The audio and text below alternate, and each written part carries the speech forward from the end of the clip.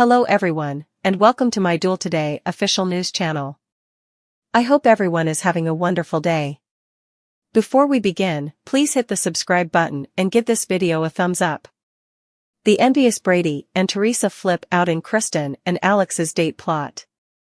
According to Days of Our Lives spoilers, Kristen DiMera and Alex Kyriakis will get together once more for a strategy meeting the week of March 25th to 29th. By now, Alex must be missing Theresa Brady, Emily O'Brien, a great deal, and he might be wondering whether Kristen has any suggestions for mending their damaged relationship. Naturally, Kristen would advise that Theresa receive a sincere marriage proposal from Alex, as his absence of one caused them to fall apart. But Alex might stick to his guns and refuse to tie the knot with Theresa just yet. As they plan, it might compel Kristen to use a bit more imagination. Kristen will be invested in the mutually beneficial plan that proceeds since she also wants Brady black. What specific scheme do Kristen and Alex have in mind to make Brady and Theresa envious, given that spoilers for Days suggest they would collaborate on it? Is it possible that Alex and Kristen will stage a date? That could be a smart move for Kristen and Alex to attract some attention. Also, they would incur Brady and Theresa's wrath. Fans of DOOL can anticipate that the storyline will function in part because we know Brady will question Alex after the fact. Theresa will also square off against Kristen, who will keep manipulating people to the hilt. It's not difficult to picture Kristen answering Alex's door dressed in a robe or something similar, giving the impression that she's had a sexual encounter.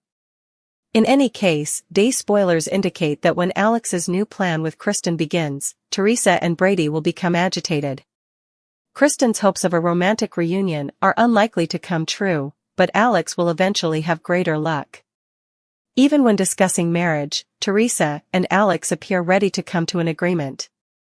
It appears that Alex and Theresa will soon tie the knot, according to teasers for Days and some speculation from behind the scenes. It doesn't definitely imply that the ceremony will go through, but it seems like Theresa and Alex's romance will at least temporarily improve.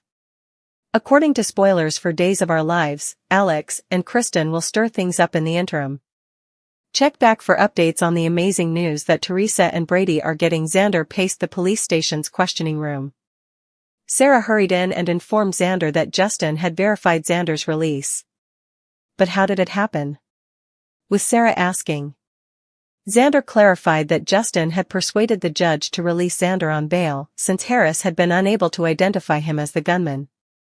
To Sarah's amazement, EJ had not stepped in to keep Xander behind bars. Xander took Sarah in his arms and planted a kiss on her. Sarah apologized for the mess when she and Xander got home.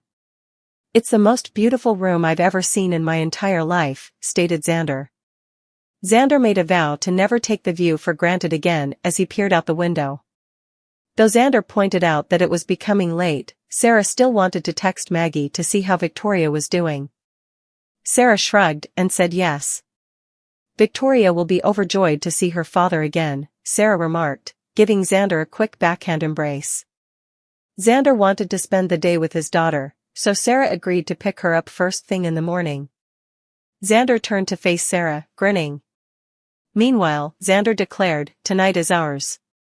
On the couch, Xander gave Sarah a kiss and they had sex. Xander was seated at the dining table when Sarah awoke later. Sarah said, "Hey." Xander dried his eyes. "What's wrong?" With Sarah asking. Reaching over, Sarah put her arms around Xander. "After we went to sleep together, I dreamed," Xander remarked. In his dream, Xander told Sarah he had been looking for Sarah and Victoria in a park and had seen them walk through a tunnel. "I was unable to reach you. And then you were gone when I was finally in the tunnel," Xander muttered. "I've arrived here. Victoria is secure at my mother's." "It was merely a dream," stated Sarah. Xander observed that the dream had served as a caution. "Sarah, I could still be accused of attempted murder and get away with it for a very long time. I just wasn't able to take it. Being separated from Victoria and you once more?" Xander remarked, "I just couldn't handle it." Sarah took a seat in Xander's lap and embraced him. "One day at a time for us, okay?" Sarah advised Xander after a little interval. It was easier said than done, according to Xander, to not worry about the future. Since Victoria and you have entered my life, I have taken great care to maintain my morality. The idea of having everything taken away from you.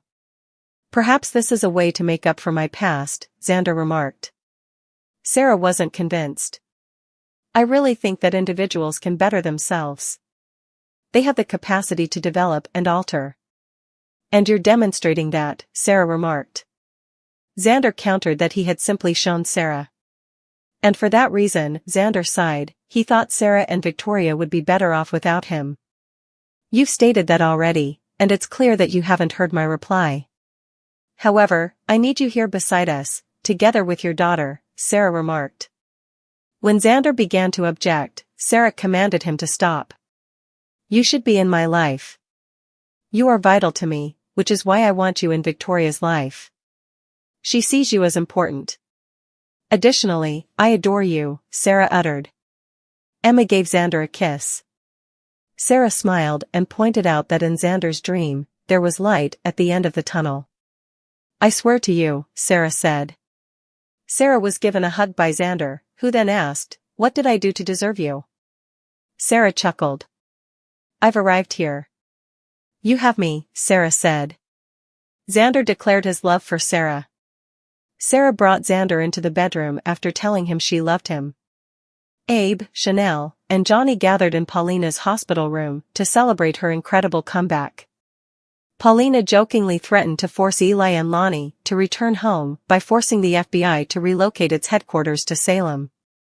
Abe proposed going to see Eli and Lonnie throughout the summer.